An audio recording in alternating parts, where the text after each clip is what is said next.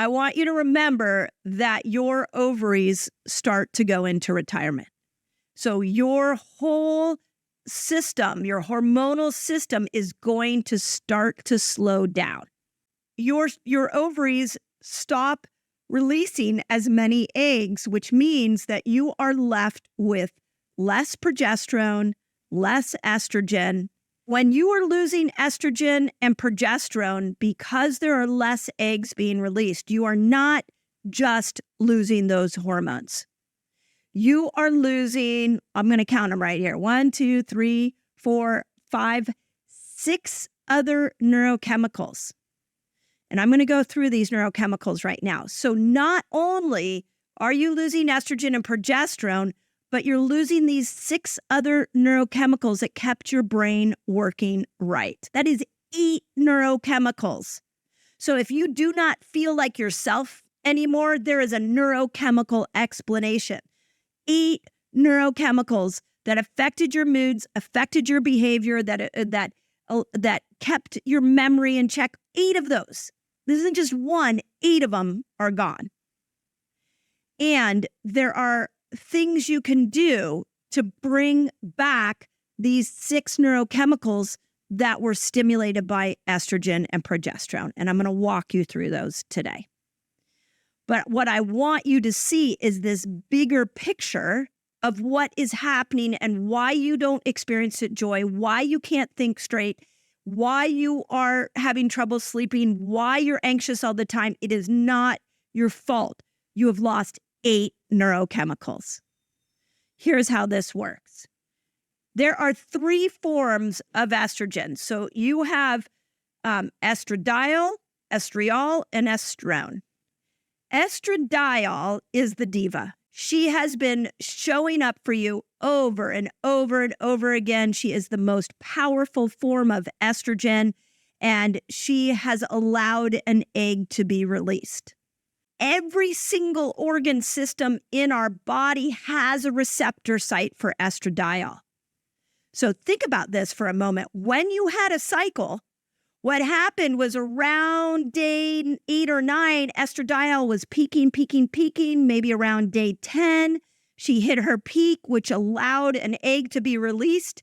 But it wasn't like she just went away. When she hit her peak, all of that estradiol went into all these receptor sites throughout your whole body and kept you cardiovascularly well, kept your muscles and your joints in good shape, helped your kidneys and your digestive system and your brain. So when you lose estradiol, you are losing a major stimulator of all of these organ systems. Now, we could easily look and say, well, throw on a patch, and now you're going to bring estradiol back. But at some point, you're never getting the same amount of estradiol. It does not biologically make sense for a 55-year-old woman to have the same estradiol amount as a 25-year-old woman. So even your patch over time, the dosage has to go down. And estradiol stimulated some wickedly powerful neurotransmitters. The first is dopamine. So when estradiol peaked, when she was growing in your body from like day 1 to day 10, and then she peaks during ovulation, day 12, if you had a cycle and if you are perimenopausal and you still have a cycle, pay close attention. You're probably more motivated in the front half of your cycle. Your brain is probably much more focused because that's what dopamine does. It gives you focus, it gives you motivation, and it gives you a desire to go and build a life for yourself, to go and chase a goal, to go and work out. That is dopamine. It is the molecule of more. But estradiol didn't just stimulate dopamine, she also stimulated serotonin. Specifically, the world famous receptor site that's getting a lot of attention right now in the psychedelic world, and it's the 5-HT2A receptor site for serotonin, and estradiol stimulated that. So in this front half, in this follicular phase, or if you've been in ovulation, if you've been following Fast Like a Girl, I call it the power phase 1 and manifestation phase, you were getting a massive dose of dopamine and serotonin that kept you happy. Those are our happiness hormones. Now, it didn't just stop there. She also stimulated a hormone called acetylcholine. Acetylcholine helps you hold on to information. Estradiol also stimulated a steroid called BDNF. BDNF is like Miracle-Gro for your brain and made it so that your brain could create new neuronal pathways so you could learn new things. BDNF is massively powerful to keep the brain sharp as the years go on, and estradiol stimulated that. And she also stimulated oxytocin. This is the most recent thing that I found that is just blowing me away. So check this out. This is how brilliant your body is designed. When you had a cycle, the days leading up to ovulation, as estradiol went up, so did oxytocin. Oxytocin followed estradiol. Okay, well, what does oxytocin do for us? Oxytocin is our bonding hormone. It makes us feel connected to people. So what happens when estradiol goes away? We start to feel disconnected. This is a major thing that menopausal women are going through. They just don't feel connected to their children, to their jobs, to their friends. Like, there's a disconnection. It's one of the chapters I'm writing about in this new book, is ending the loneliness that happens to women as they go through menopause, because as estradiol goes away, so does oxytocin. So one sex hormone, or as I love, Dr. Gersh says, one life hormone, made 5 different neurochemicals go away that kept you alert, focused, happy, and motivated. So if you're 48 years old and you're hearing this for the first time, I want to reach out and give you a hug, because I want you to realize that it is not your fault that you feel disconnected. It is not your fault that you're struggling to hold on to information. It is not your fault that you can't read a book like you used to read a book and hold on to that information. That is a neurochemical shift that happened, and I want to give you the solution for it. But first, I want you to know that I see you, I hear you, and we're going to walk this journey together, because so many women are feeling so lonely and so out of it in these years because of this neurochemical loss. This is a large reason why women kill themselves. The most common time for a woman to commit suicide is 45 to 55, because she lost all of these happiness neurochemicals with the exit of one sex hormone. That we need to scream from the rooftops. If that is new to you, please share this episode out. This is what I'm trying to get out to the world. So with that in mind, here's what I want to walk through. I'm going to go through each one of these neurochemicals, and I'm going to talk about what science is saying that we can do to bring these neurochemicals back online. Dopamine. Dopamine, think of it, it's the molecule of more, but it's what drives you to a goal. So I've heard a lot of women say they don't feel like working out anymore once they go through perimenopause. Yeah, their dopamine goes down, so their motivation to work out may be less. Some of them, the motivation to work out relationship problems might be less. So there's a lot of places that dopamine shows up for us.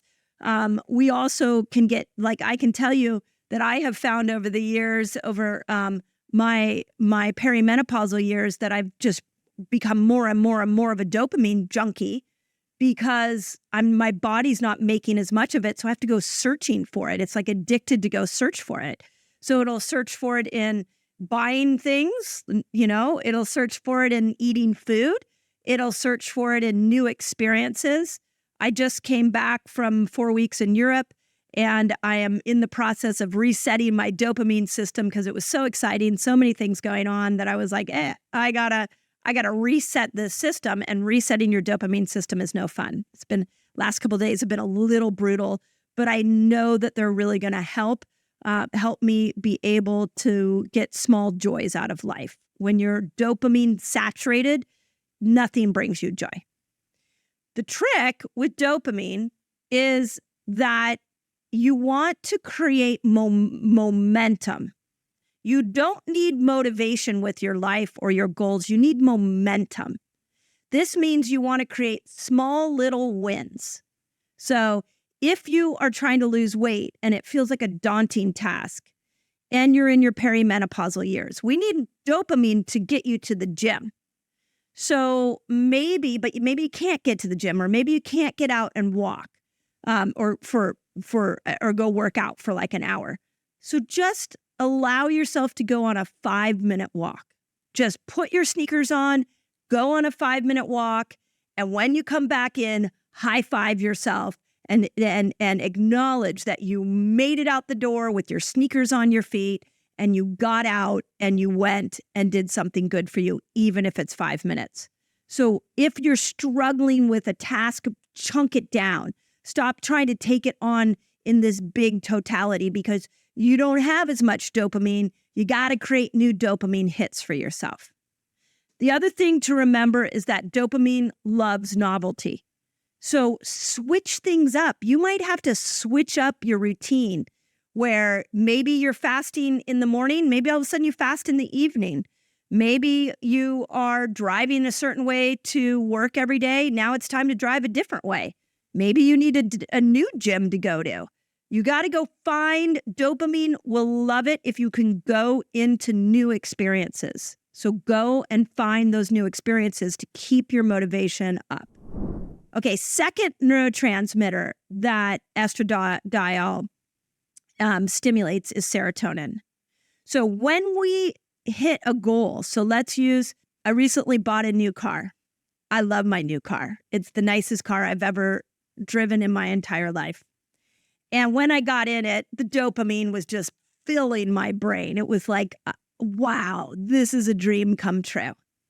And that dopamine lasted maybe a couple of weeks. Every time I got in, I got another dopamine hit. And what ended up happening was after a few weeks of driving it, I didn't have that euphoric dopamine hit, but I had that yummy serotonin hit that was like, I love this. It didn't feel like I need to go get more because dopamine always wants you to go get more. This is why, like when you lose weight, if you lose 10 pounds, you have a momentary like, woohoo, and then you're like, but maybe I need to go lose more. That's dopamine. But serotonin should come in, and serotonin should say, you did a good job. Let's enjoy this. And serotonin is sort of that fulfilled happiness you get where you just are riding along feeling good. And it doesn't feel like you need more. It feels like you got enough, and this feels wonderful. That's serotonin. So dopamine gets you to the goal. Serotonin pats you on the back and says, job well done. Enjoy this for a moment. Estradiol stimulated serotonin. So one of the things that I noticed in my clinic for many years was how many women who had these amazing lives would come in to me and say, my husband's incredible. I live in a gorgeous home. I have everything I could ever want, and I don't have any joy. And I have no motivation to work out, to get healthy, to do anything. So I'm lacking motivation and I'm joyless. And there's nothing on paper that shows that I should be that. Well, that's the combination of estradiol going away, causing dopamine and serotonin to diminish. So I already talked about how you can bring dopamine back online. How do you bring serotonin back online? Now, this is where it gets really fun. So the first place that you can start to raise serotonin is with fasting.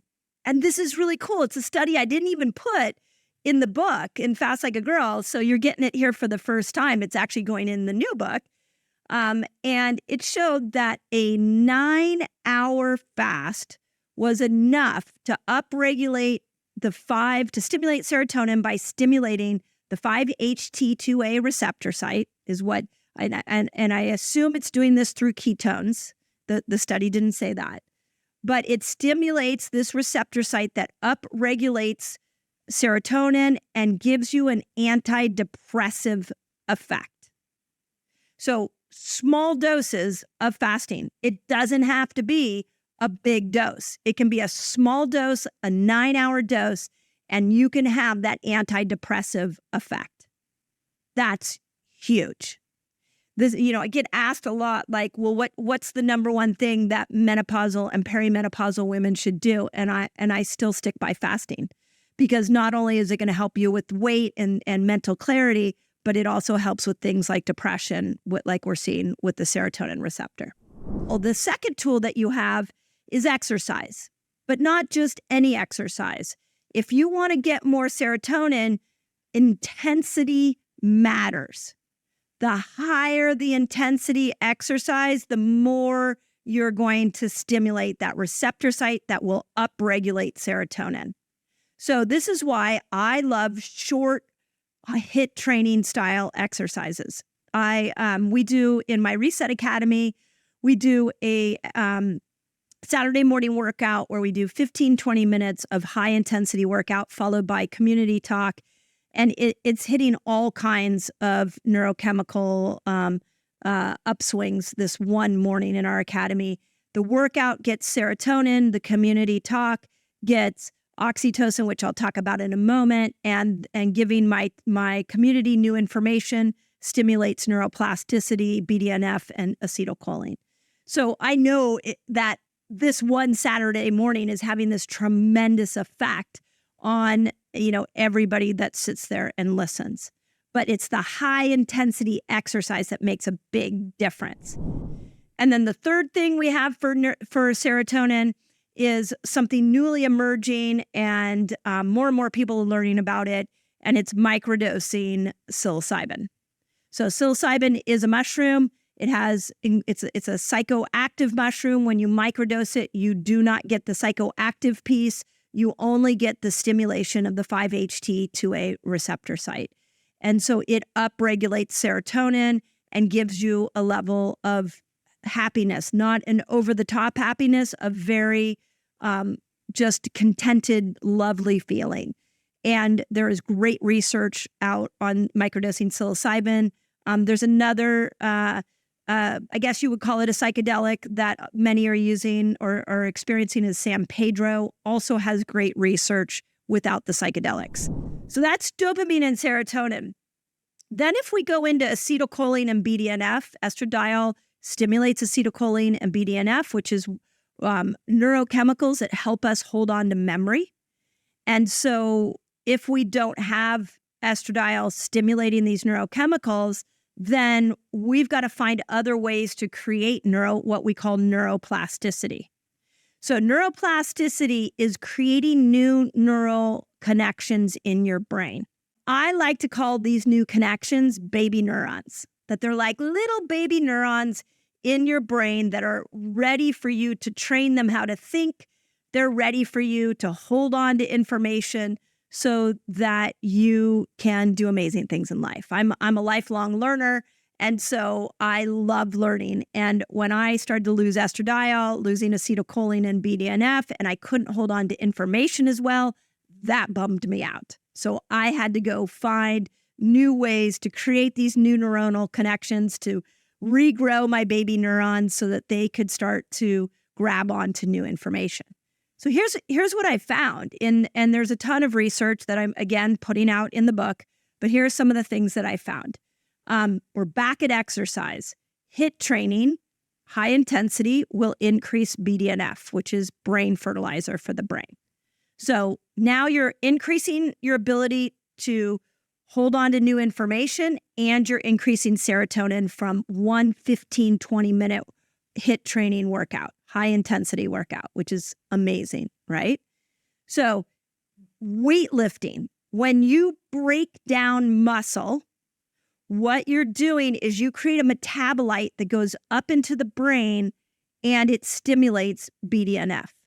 When we build muscle, remember, weightlifting, what you do is you break muscle down and the intelligence of the body goes in and builds it back up stronger, which is amazing.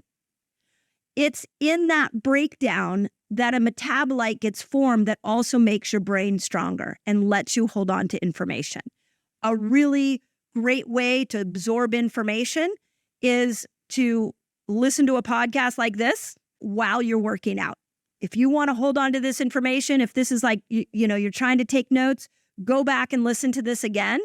while you're walking or while you're working out, especially if you're doing a high intensity or a weight training, because you're going to get all that BDNF so that you can hold on to the information more. So high intensity training. Okay, check this out. I have a free fasting guide for you all. It's free. And it's going to teach you all the basics of fasting. It's going to teach you how to kill hunger when you fast, which is really cool. And it's going to show you how to break your fast, among many other things. All you got to do is click on this link right here and enjoy. The worst thing you can do as you go through menopause is keep doing the same thing. Being in the same environment, hanging out with the same people, talking about the same things, listening to the same news channels. Stop it. You need to experience new environments. You need to get around new people. You need to learn new skills. It forces that neuroplasticity. And if you don't, now we're looking at dementia and Alzheimer's. You have to go make neuroplastic changes in your brain. I can't emphasize that enough. So if you think about what an amazing day to improve learning and to improve neuroplasticity and brain power for a woman over 40, it would look like a good night's sleep. You wake up in the morning, you do a HIIT training in the morning in a fasted state, maybe you even lift some weights, and then you work on learning new pieces of information throughout that day. And then at night, you get a good night's sleep so that information could be downloaded into long-term memory. It's that simple. But we have to be intentional about it if we're losing our memory. Okay, and then the last neurotransmitter that estradiol is stimulating is called oxytocin. It's my favorite neurotransmitter, and it's what connects us. And I, again, full transparency, one of my promises to all of you is that I'll always show up the most authentic person that I can be. I'm not going to put on any face for anybody. And one of the things I've noticed as I've gone through menopause is just feeling less connected to people I love. And I realized that it's an oxytocin thing, that I'm lost oxytocin because estradiol has been down. But that doesn't mean I don't need oxytocin. Oxytocin is what bonds us. So there's a lot of ways that we can get oxytocin. Getting out for a hike in nature. Nature will bring down cortisol. Breathing in the air from nature can increase oxytocin. Smiling. So I really, I like to smile. I like to laugh. I like to play. And I have to constantly remind myself to not take life too seriously, to smile at people at the grocery store, to smile at people as I'm going along my life. Because not only am I giving them oxytocin, but I'm also giving myself oxytocin. Another incredible way of getting oxytocin is touch. So I've shared this before. If my kids are around, they're always getting a hug from me. And I always tell them it's for my oxytocin benefit. So I am a touchy person. I hug people all the time. And I used to think of it as a way to connect to people, but now I realize it's how I get my oxytocin, which I love. I also have been leaning more into modalities of touch, like massages.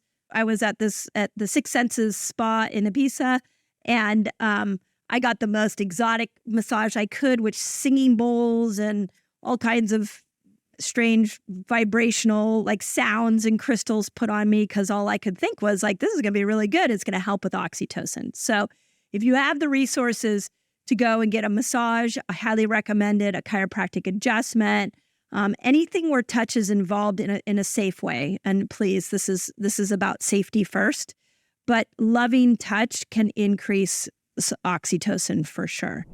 Okay, last thing I want to say is progesterone. So progesterone starts going down around 35. And the more stressed you are, the quicker progesterone will tank. So, and progesterone calms you. Progesterone helps you sleep. So, of all the bioidenticals I've experimented with, I can tell you that progesterone's been the most lovely. It's the one that can help me sleep a little bit more. But if I take too much, I can get really depressed. So again, there's a fine line that you got to find your pattern. But knowing that it stimulates GABA, we have a lot we can do to stimulate GABA on our own. So the first is breath work, all kinds of breath work. So for 7-8 breathing, box breathing, my new favorite app is called Othership, and I do breath work in the morning. I do breath work at night. I love breath work. It is definitely GABA producing. We also know that movement forward, just a walk in nature, will bring cortisol down and stimulate GABA so that it will calm you. Something to the brain when we go out for a walk in nature and we scan the horizon right to left and left to right, we actually are telling our brains, hey, there's no threat. You can relax. And that stimulates GABA. You can relax now. We're running away from the threat. And GABA will come on and calm. Think of like dopamine as the exciter, is like, look at what we can do. Oh my gosh, there's so many great things out there. And GABA is the one that's like, hey, we got to calm down and relax. So that's kind of how the two of those work together. There's also great research about yoga, and because it combines breathing and it combines movement. And that not only brings cortisol down, but it also stimulates oxytocin and it stimulates GABA. And then if you do it in a community, you're getting even more oxytocin. These 6 neurotransmitters were all stimulated by estradiol and progesterone. And when you lose estradiol and you lose progesterone, if you are not intentional about your daily habits, you will lose these 6. And then you will mentally struggle. So leave me a review, find me on socials. Let me know if this was helpful. These are just the beginning. They are just the tip of the iceberg of what you can do to bring back these neurochemicals in your life. They are literally that important. But if we are not aware of it, if we don't understand what's going on with us, we either blame ourselves or we blame people around us. And it's simply a lifestyle change. So from the bottom of my heart, I hope that helps. And I'm sending you all big love and hugs, and know that I'm cheering you on. And don't worry, there'll be more information where that came from. So was so excited to share this with you, and I hope you have a beautiful day. Okay, where are my gals that are struggling with hormonal imbalance? Bloated, feeling like you're not making progress with weight loss? You need to add these foods in so that you can support better hormonal health. There is a lifestyle that estrogen wants you to live, and there is a lifestyle that progesterone wants you to live.